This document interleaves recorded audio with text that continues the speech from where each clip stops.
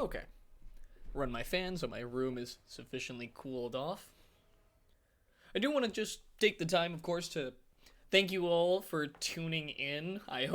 I'm really excited to see where this series goes and where to see Sengoku start to make their adaptations rolling through this draft. And I appreciate you guys all being along here with me.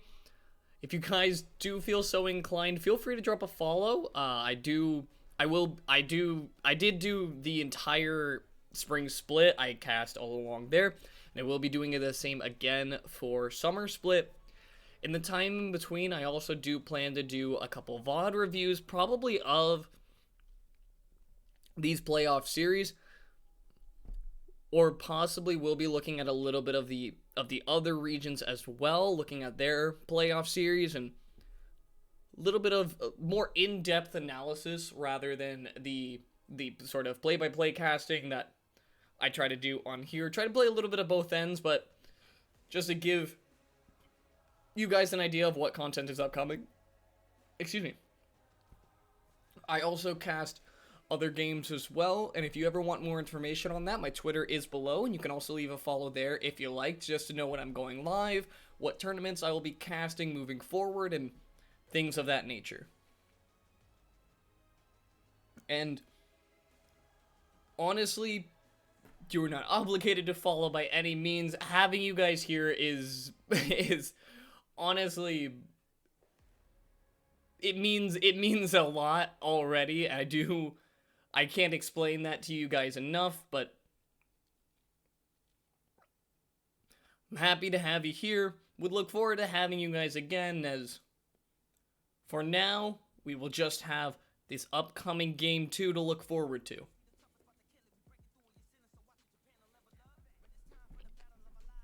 I am going to test real quick if I turn my fan on, if you guys will hear that, because it is hot.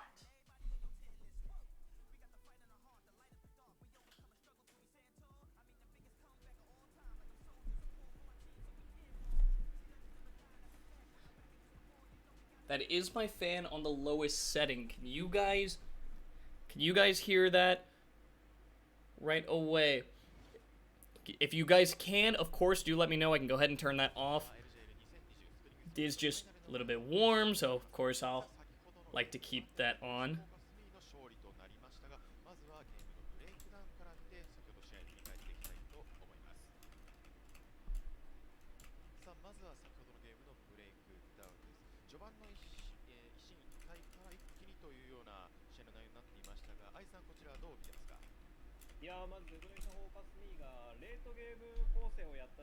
Alright, and as we look across here on how this game sort of broke out,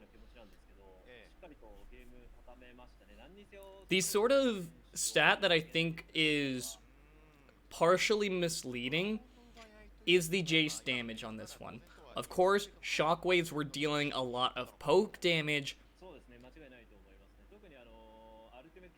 and it does add up to a large damage number overall, but it's not a whole lot of meaningful damage, is really what it comes down to.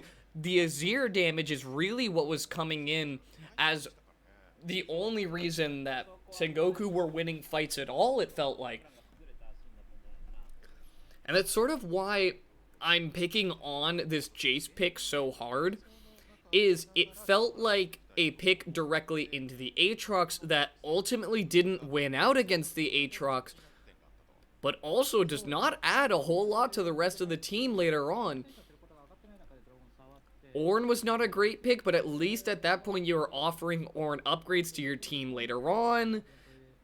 You have the ultimate so that you have a reliable engage to punish the Kindred R when it comes up, as well as just a number of other potential picks.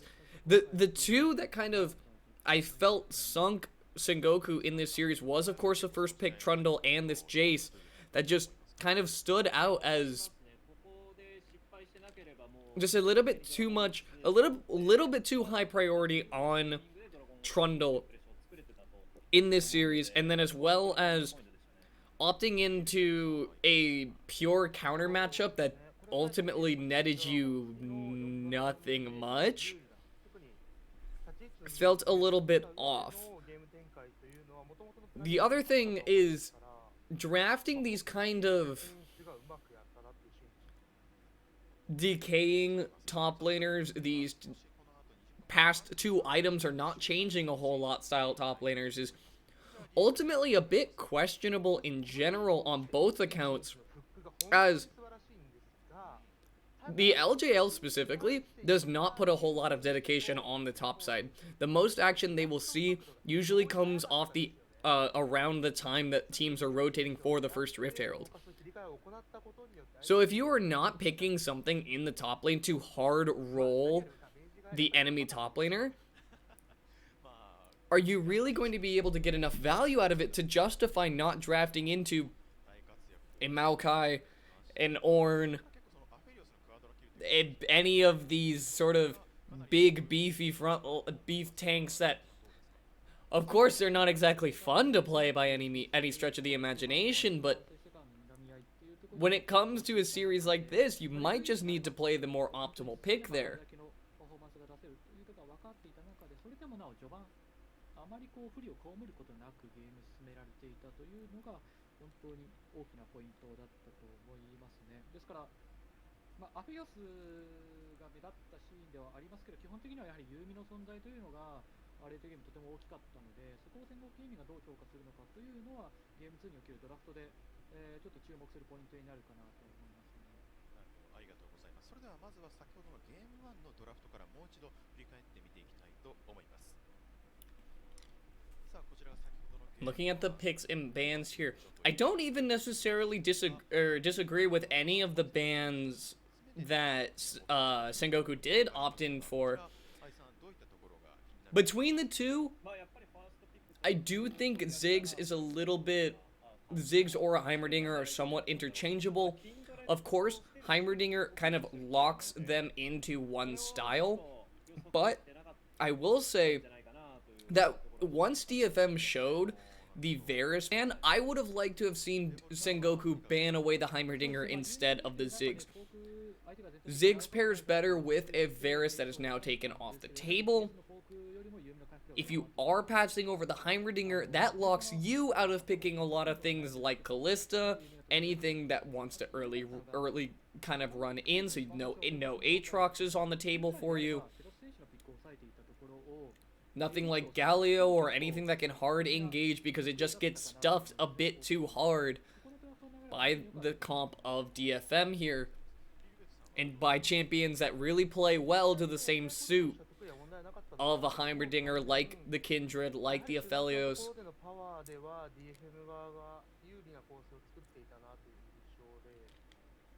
So it's not unbeatable, the idea that DFM kind of went for is. They ultimately also lacked a reliable form of engage. But DFM kind of came into the draft a little bit more prepared, banning away both Zoe and the Varus so that you can take away two poke carries very early on. The other potential out here for Sengoku Gaming is if you are going to pass over the Aphelios, it has been rumored and talked about, but we have seldom seen anyone capitalize off of it, is playing Syndra in the bot lane, or any of these really just strong single target mages in the AD position into Aphelios. Does work out very well for just getting solo kills and has the potential to kind of bully him out. Can be difficult if you are also going to pass over the Yuumi, and I can't agree to passing over both of those. But ultimately, I would more so just recommend axe the Aphelios right away. Do not pass this one over, as we had a minor hiccup there on which camera we were tuning into, but rolling right along into game 2. The onus, I always sort of talk about how I love multi-game series in the adaptation department of the pick ban phase, how you're playing out your comps, and things like that. If you are not adapting, you're dying a lot in these kinds of longer series. So Sengoku, first down, has the onus to make an adaptation, and it will be evident whether they're going to really stubbornly butt their heads into the wall, or if they know that the adjustments that they need to make going forward. Right off the bat, Set and Varus banned away. But this time Sengoku opting into that Yumi ban, immediately trying to take that one off the table. The last thing you need is to give that over to DFM one more time. As Graves also banned away. Now, Sengoku is in a little bit of an interesting position, as there's a couple bans they could opt into here. They are on the blue side still, so they will have that as an opportunity. But banning away Elise, now DFM has their kind of chance to choose here what they don't want Sengoku to have. But there are a lot of priority picks still open and available on the map. Ophelia is still open to DFM. But Sengoku might opt in towards a Renekton here, as they did manage to let that one through. I don't know if the blind Renekton is exactly the play, but is a route that they can go down. As DFM mimicking their first round of drafts, or their first round of bans here. Opperman with the first pick. The difficult portion here, it's of course to not show too much, but again, the Trundle receiving such high priority on the side of Sengoku. And it doesn't bode well in my mind to see Trundle, which is typically more suited to be a counter pick, immediately locked in, as DFM just won't draft an Ornn again. And now they can lock in both the affiliates. They can lock in Renekton if they want to go down that route. They can lock in Kindred once more, that Sengoku did not seem prepared to have an answer for. They can even give Saros the Heimerdinger very early on, just to have those two defensive style carries. And looks like for now DFM are happy to run the script back one more time. Oh, don't do it, Sengoku. Don't draft the beat for beat same draft 2 games in a row. Perhaps they believe that it was purely mechanical errors that ended up netting them this, and it will be Thresh that's locked up first, so Sengoku have a little bit more time to think about their carry.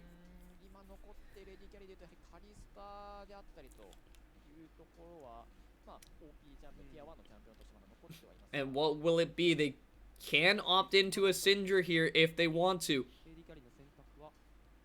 You can also pick up things like a Zoe on this account to draft up some poke, but it looks like Sengoku have their mind set for the run back here. Do it, Saros. Lock in the Rammus. Throw some spice into the mix, as ultimately for now it just looks like a beat for beat run back. The, of course, adaptation will be that DFM can't lock in the Yumi anymore. As Saros looking into the Blitzcrank, will be locking that one in. I do enjoy this from the side of DFM. Blitzcrank although it's kind of fallen from being the Thresh counter that it used to be in the seasons past, is still a very solid champion into Thresh, but also works well with the idea that DFM's comp sort of drafts themselves into. Pull a member in, you have all of this turret control and zone control from Felios turrets. If they do end up grabbing a Heimerdinger as well, they'll have that, and as well as a major engage deterrent coming out from the Kindred. Blitzcrank pulls him in and invites the rest of the team to come try and save him. And the other nice thing is that Blitzcrank in and of himself is a very hard champion to punish for just throwing out a hook. hit or miss, it doesn't really matter, as he doesn't put himself in much danger to just throw out a hook, especially with that extra range that he did receive. And DFM bans identical to the first half here. Sengoku making the adaptation to ban away the Heimerdinger this round.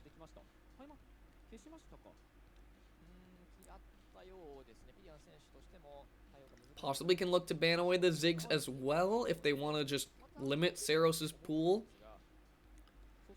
And the Syndra going to be banned away. A pick that really would have been beneficial in the hands of Sengoku, but enough about what could have been. What is to come, however, is Yutapon picking up the R4 here. And what will it be? You can show the top laner here or the mid lane. And Azir is a great champion to play in Heimerdinger's stead. Plays to the exact same style that just controls zone very well. As well as kind of presents a little bit of an interesting combo opportunity. Utilize the Kindred ultimate, wait for their team to try and stand in it. Utilize the Shurima wall, knock the members of Sengoku out, and be able to finish them off from there. Corki going to be picked up here by Sengoku, as they will have their turn on the Aatrox in the top lane, as DFM have their top laner of choice.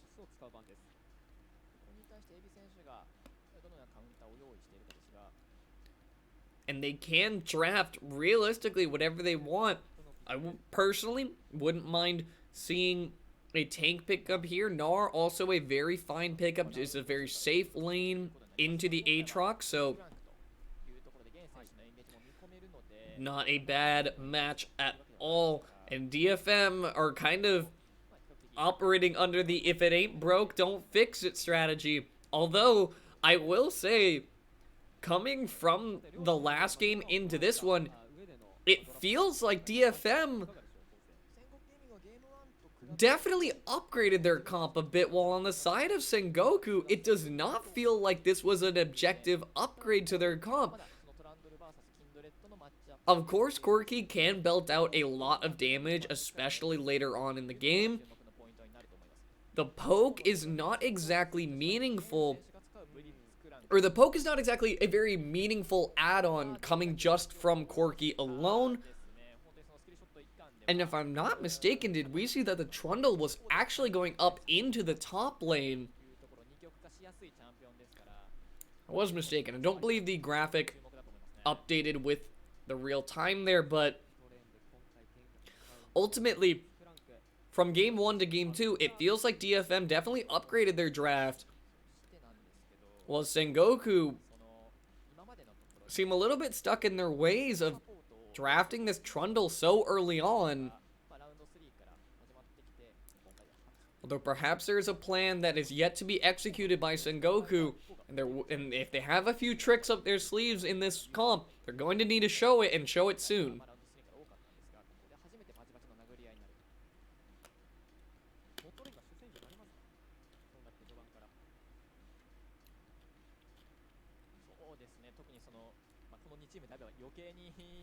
So as we wait to load in here, if I'm being completely honest, I feel bad. Perhaps a little bit of caster curse for putting faith in Sengoku on this one, but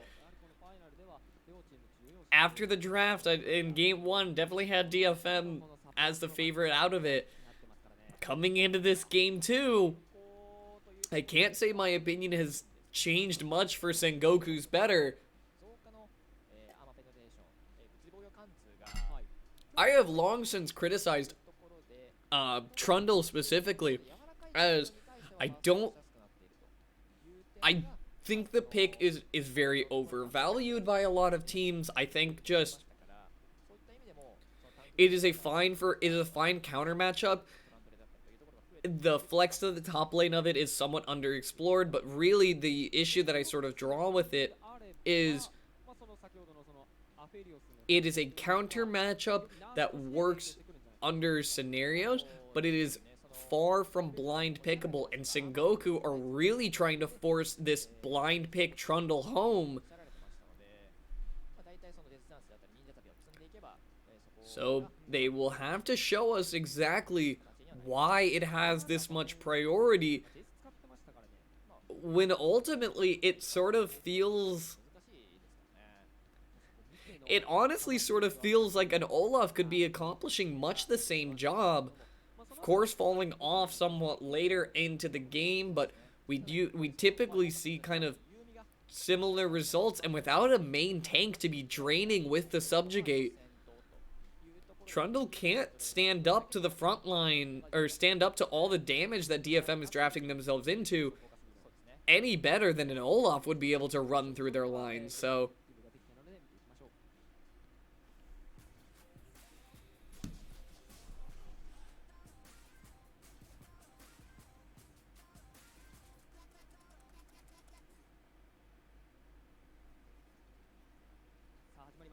LJL 2020スプリングスプリットファイナルゲーム2戦国ゲーミング VS デトネーションフォーカスミスタートです。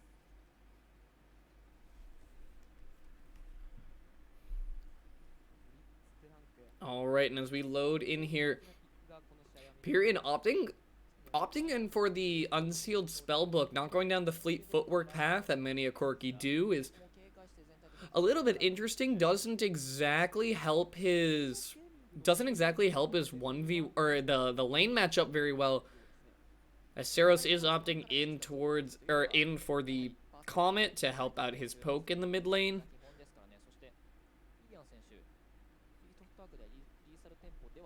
And another noticeable thing that I'm looking at right away is Opperman is actually going for Alacrity on the Aatrox, which is a little bit interesting. Typically we see the Tenacity coming in so that you can safely opt into Ninja Tabby,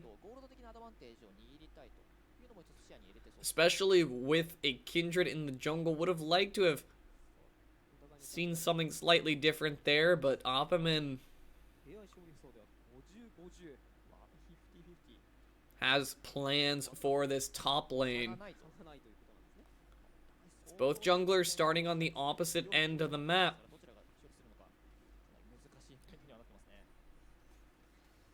Blank will have his first opportunity on that top side if he so chooses.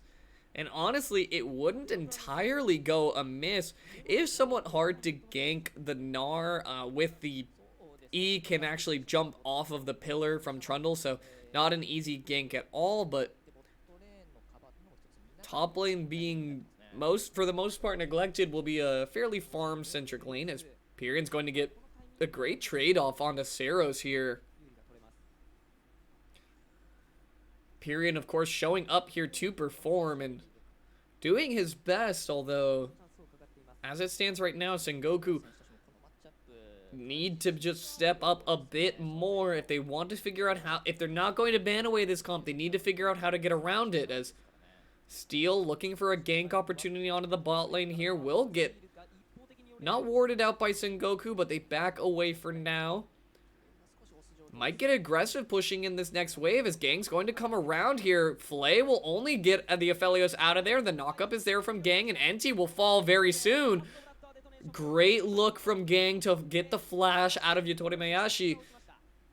And this is not looking good for Sengoku's chances, as Steel might just be face-checking into Blank here. Blank not even going to opt to run him down. Knows that the bot lane could rotate up with Enti's absence, and not going to oblige to finish there. Mountain Drake not spawning up for some time. It looks like Blank can rotate over for the other crab and avoiding crossing mid to do so. But watch this one more time. Steel just immediately pathing towards his bot lane. Sengoku not respecting their lack of vision in either bush, being the river or the bottom brush there. And it sort of comes back to bite them on either. It comes back to bite them on both accounts. You don't respect Gang just wandering through the bush. You leave yourself blind to the top side so that Steel has a fairly free gank on you. And this is not the start you want, and definitely we did see in DFM versus the V3 series is, well, the first game was relatively close, and then once DFM kind of found a winning position, it felt like the win came earlier and earlier for DFM, and you would hate to see Sengoku go down the same route.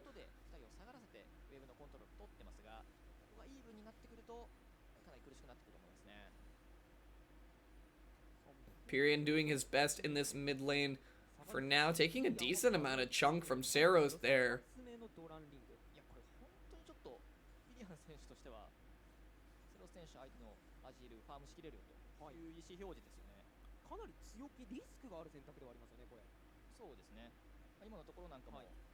Sengoku once again getting engaged on, not gonna sidestep that one. A great knock-up from Gang, cancels the lantern, and Yotoremeyashi will just go down for it. Beautifully done from Gang to just find a free hook while NT is wandering off their hook, lands. The E is good for the knock-up, and now 2-0 already. This bot lane is just getting more of a lead. Going to grab up a Mountain Drake already, and this is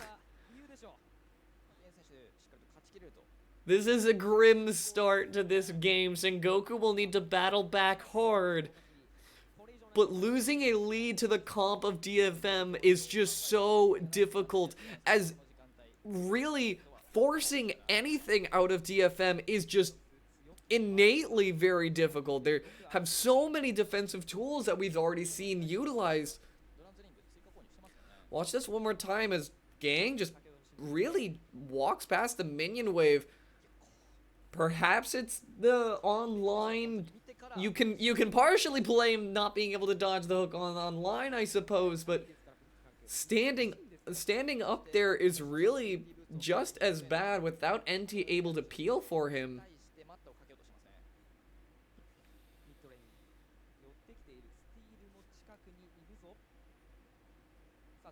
As now Pyrion going to be the target here. Gang can just walk up into E range. The knock-up is good. Buffered after the W. Oh boy. Zeros going to pick up his first kill. Gang doing his best to just offer kills to everyone on the map who might want one.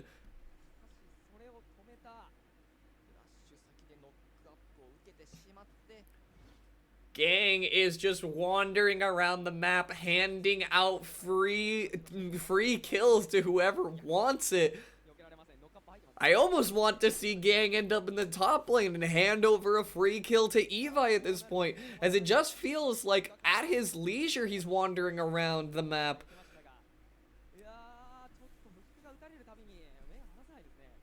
Evi going to get away from Opperman there, who pops the World Ender looking for any kind of action, and understandably so, Opperman, you really feel the need to make action happen when across the map, just one by one, members of your team are falling. As Blank going to look for a gank opportunity. Gang goes in. They will have the knock up there, but Udapon is level 6. Backs up. The bullet time comes in. Gang going to go down there. Udapon is all in here with the chakrams, burning Yotoremeyashi down. Will trade his life for it, and overall a 1 for 2 to help Sengoku back into this one. There's now Pyrion in the mid lane taking an extended trade on his Seros. Can't stand in the soldier's range though. And this is where this lane sort of pivots for the mid lane specifically, and hopefully for the best is Pyrion having the little bit of extra poke coming out from those rockets. But Udapon seems very emboldened to go all in here as Gang is continuing his just cross-map pressure. No flash on Pyrion this time. Going to get shuffled in. Possibly would have just been soloed here, but Gang is happy to just get his assist credit in. Wants that 100% KPA if he can find it.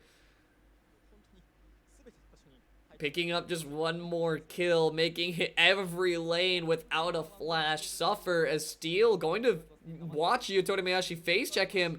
It is a misfortune, so do have to be partially careful as Dense Sentence not going to land there. He goes out to about half HP before Yotomayashi is forced back up to collect this mid lane wave. No safe passage back down to that bot side as Yutapon will have some alone time with some turret plates. Gang being the friendly support will just allow his AD to eat up those ones as Sengoku will get a nice Rift Herald here, but that is full turret plates going over to Yutapon alone in this bot lane, who is already 2-0. This is not a worth trade for the side of Sengoku. Sure, you have the Rift Herald, but how do you even begin to transfer it into a turret at this point? And staying to pressure on this side of the map with Oppaman having no teleport, Yutapon, is he going to be able to solo first turret before Oppaman even shows? Will remain to be seen. Next minion wave is coming in. Yutapon can really just hang out for it, and nothing can really be answered on the side of Sengoku. This is a huge stack of gold just being dropped in the laps of dropped in Yutapon's lap. As now DFM are wandering up here to deter any shenaniganery coming out of Sengoku. But what do they really even have up their sleeves at this point? 5,000 gold on Yutapon on this Aphelios, 2,000 gold ahead of realistically most of the side of Sengoku. As Infernal Drake spawns up here, the map now open towards this bottom side. DFM have a little bit more agency, and you can see that represented in the amount of deep vision they have on the red side of SG here. Grabbing up the Infernal Drake, putting themselves with the first two Drakes in tow. Cloud Drake will spawn up, possibly a saving grace for Sengoku.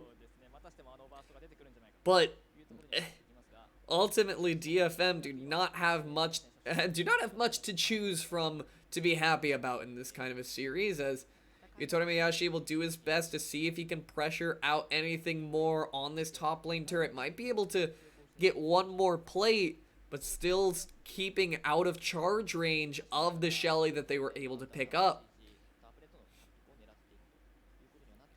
And you can see here, even with Yotomayashi having the time alone, the Rift Herald cost them dearly. Still a level down to Yutapon, as well as Pyrian a level down on Theros. There's just ultimately what felt like a net loss for Sengoku Gaming to go for that Rift Herald that is yet to be cashed in on. Going to spawn it up into the mid lane now.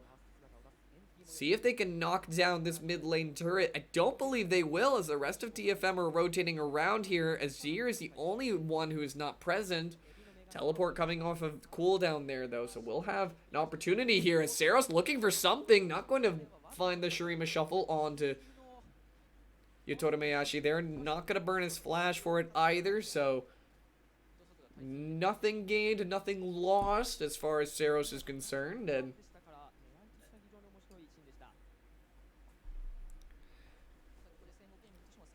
now, realistically, DFM can enjoy the lull state in complete confidence. You're the ones in the lead, and with the scaling being ultimately somewhat equal, partially DFM favor, or actually mostly DFM favored, it isn't exactly very equal, as this Trundle is not going to be a frontline tank throughout any point of the game. The Aatrox, still 0-0-0, is not going to get to a point where he is running, just bowling over a Azir, Aphelios, and a Kindred. That's just not going to happen. So it's on Sengoku to really start making things happen anywhere and everywhere you can before DFM really just run the clock on you.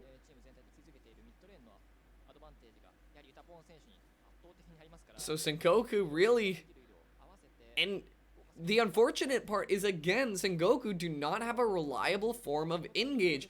You're not drafting any of these engage tanks. Thresh is like kind of a conditional engage support. So what options do you really have? Is Gang flashing forward? Good sidestep from DetonatioN. Will dodge out on that one. Gang possibly trying to read a flash with that hook shot there, but DetonatioN will just pick up some more mid lane gold here. And as it stands for DFM,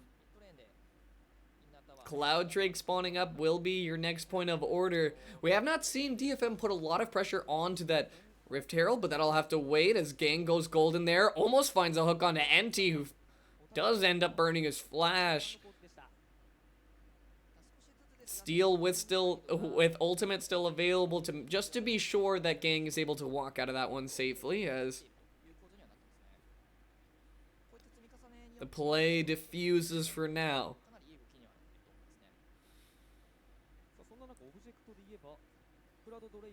You can see here already, just by the way Sengoku are moving around the map, I don't believe this Rift Herald will be something that is on DFM's mind right away. Sure, you can grab it, but you've already acquired first turret. Turret plates are already down. Do you really need that extra help in sieging down a turret? Cloud Drake feels a bit more important to them, as that will be their focus as they start to divert some of the vision towards that side of the map. DFM shoving up the wave here. Looks like DFM will actually opt into the Rift Herald after all. Going to go ahead and start that up while the rest of Sengoku will take mid lane prio, as well as their turn to clear away some of the cloud vision.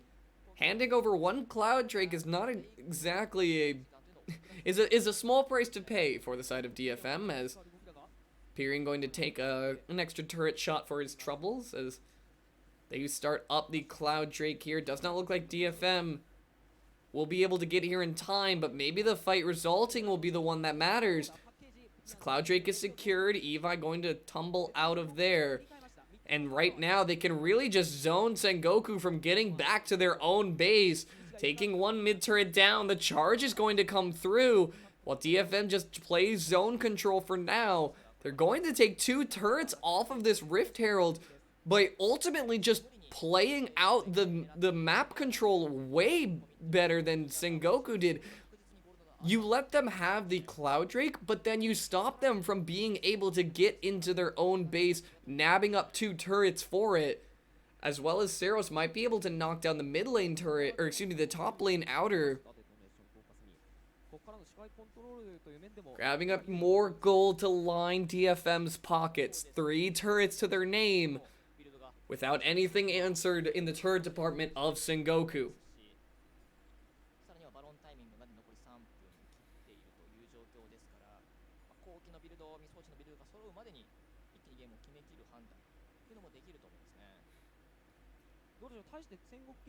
Sengoku, if you have anything left up your sleeve, it's going to need to come sooner rather than later, as DFM are looking for just more time, just biding their time. Aphelios about to get his Runans off of this back, while Yutori Meyashi is still waiting on getting his second item. Has a dagger as well, so isn't even going immediately for the Infinity Edge. Possibly stopping along the way for another item, is just delaying his power spike by a little bit more. So he grabs up the red buff here. Sengoku kind of need the stars to align for them to really find a way back into this one.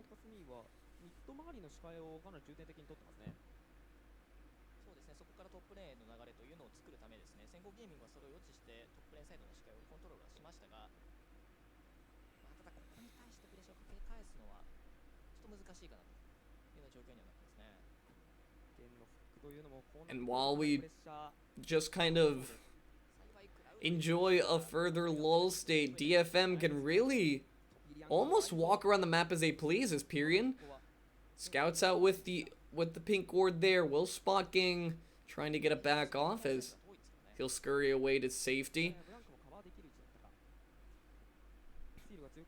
And it looks like DFM are rotating members up towards this top side here, trying to see if they can pressure out for this top lane outer turret, running Blank and Pyrion off of it.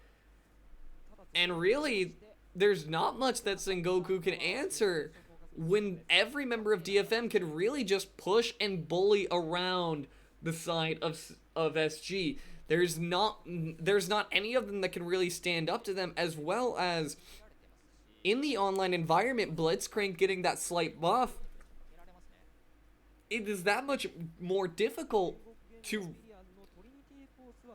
really pretend that you can stand in the same ring there when you're already behind. The last thing you need is Gang finding another hook for another assist.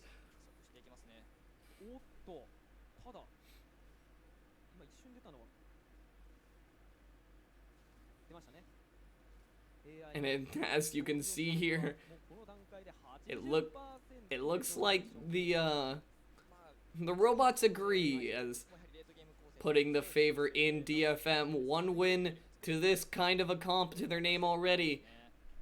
It's more than enough evidence to support a second one, as DetonatioN walking towards clearing out some of that vision around the Baron. A desperate Baron attempt is not exactly the most unlikely thing in the world, as Sengoku Gaming are really going to need to start taking some risks. The knockups are here onto Steel. The W will yank Steel back in and will force out the ultimate from Kindred.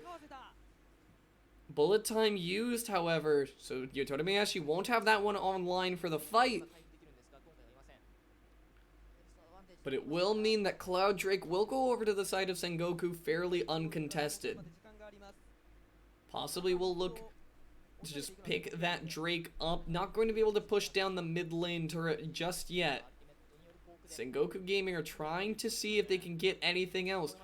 DFM does not need to face check here, but the death sentence will drag Evi forward as Pyrion goes through with the Flight of the Valkyries.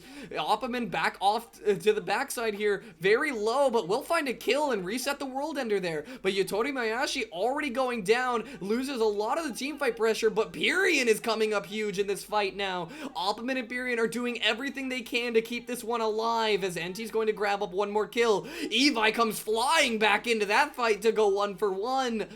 Knocking down Pyrion, but trading his own life for it. As Sengoku Gaming, finding the better end of that fight, are now going to get themselves onto this Cloud Drake, nabbing themselves up a second Drake and a number of shutdowns picked up along the way. A little bit chaotic, but right now it feels like Pyrion is trying to just drag his team through this very dark time in this gold deficit that they are slowly beginning to climb out of now. Pyrion coming up huge in that fight is exactly what you want to see for Sengoku, as DFM wandering just a little bit too far forward there.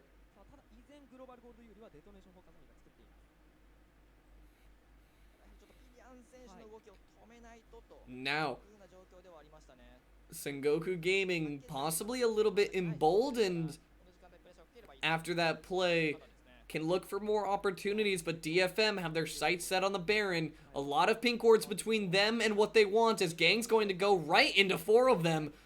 Just trying to buy his team some time, but Sero's losing it a little bit, trying to zone just a little bit too hard. It will cost him and his support's life, just to be able to secure the Baron there, as DFM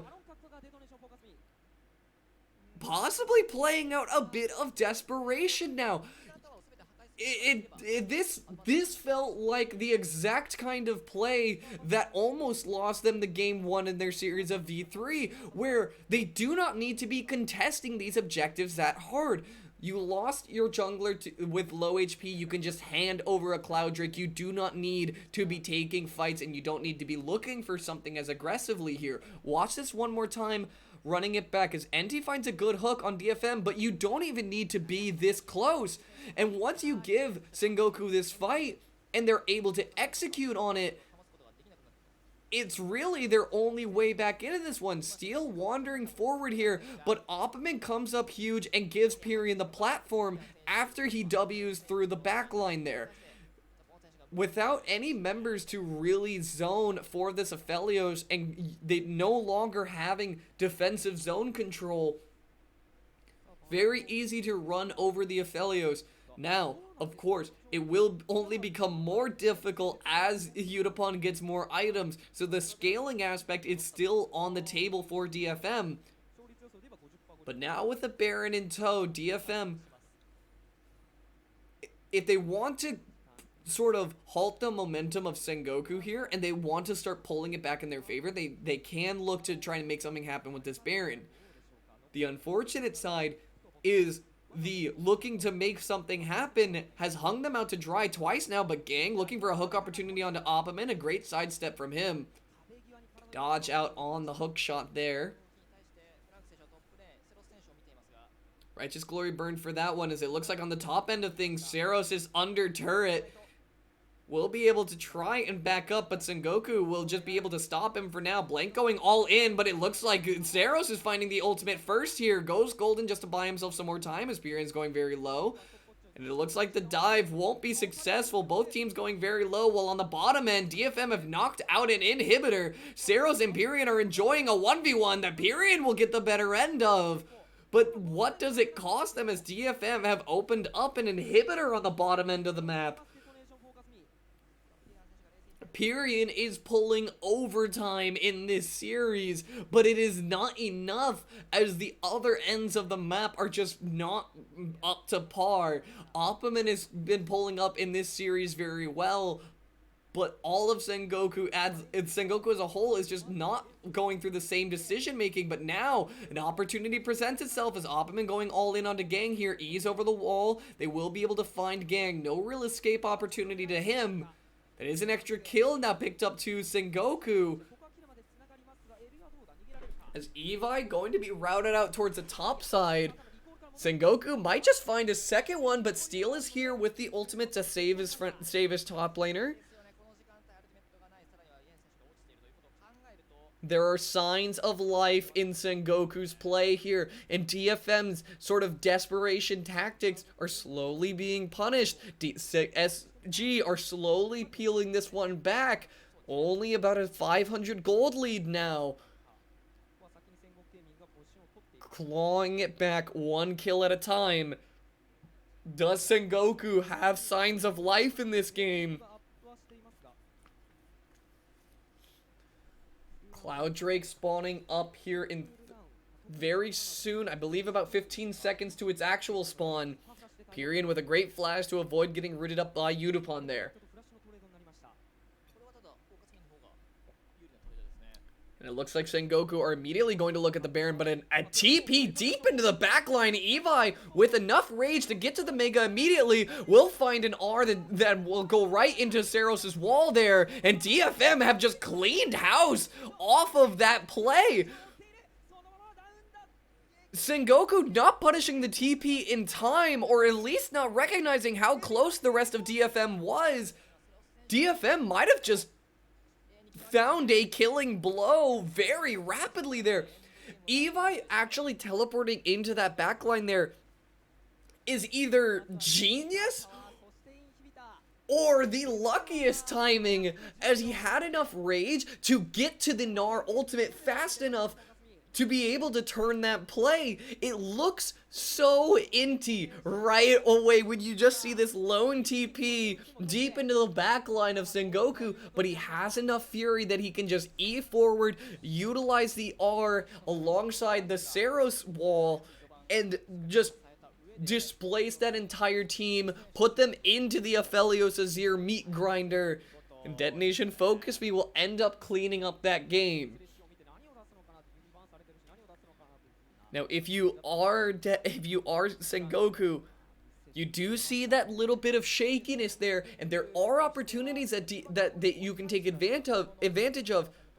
But that last fight is just so good for DFM is now you just know that they have that sort of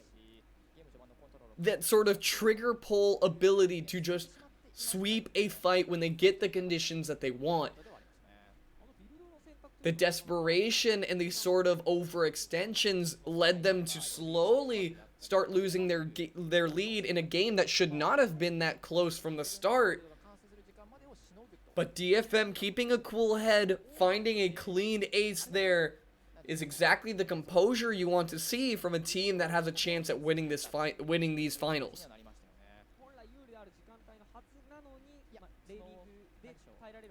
Once again, I just want to mention, thank you all very much for tuning in. I hope you're enjoying it so far. I do hope that we will see more signs of life coming out of Sengoku. But things are looking grim as DFM take the first 2-0 lead. For those of you just tuning in, I am Dr. No. I am doing English broadcasts. I've done it all for Spring Split so far, and I will be doing it again for the Summer Split coming up. If you'd like, you can drop a follow here to know when I'm going live. You can also follow me on my Twitter, which is below, @_Dr. No_. You can follow me there to find out what other tournaments I will be casting. I cast a wide variety of games, so chances are there will be something in there for you, and you can keep an eye out for when I'll be doing that then. Also, we'll also just be tweeting out my YouTube, where I will have all of these VODs uploaded in case you want to go back and watch any of these. I really do appreciate you guys all showing up, though, and any follows honestly go a long way. It means more than you guys I can ever really begin to express, as slowly trying to build up my way to that partner follow level. But talking about this game just once more, as it sort of stands, there's MVPs on both sides. Gang definitely came up huge in this early game and had a great performance on this Blitzcrank. Pyrian, however, felt like the only lifeline that Sengoku really had throughout a lot of this series. Same with Opperman, who did actually show up for this fight right here. As Pyrian gets zoned out towards the top side, but he comes back in, he's able to find a couple kills, while Opperman starts the ball rolling in Sengoku's favor. But Sengoku really need to make some draft adjustments if they want to start changing the outcome of this game, or of this series, rather. Passing over Aphelios seems to be a death sentence, but also this first pick Trundle is just not netting really any value to the side of Sengoku. And perhaps that's just a comfort pick for Blank, but what is it costing your team when you don't have a tank that you can use the R on? You're not even buying your team enough time to do the amount of damage that DFM's comp has. Things to think about going forward, as Sengoku will have one more opportunity to make it count. Or will DFM be able to really show why they are the reigning champions in this league?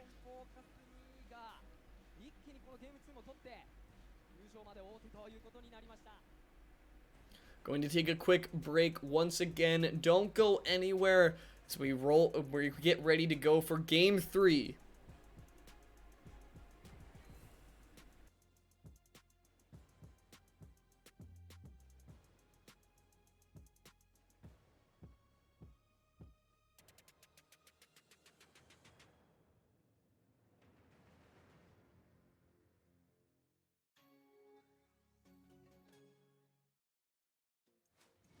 LJL 2020. Brought to you by Ipopitande, the LJL official drink partner. Passion, respect, pride, energy. All for the team, all for the win, all for the dream.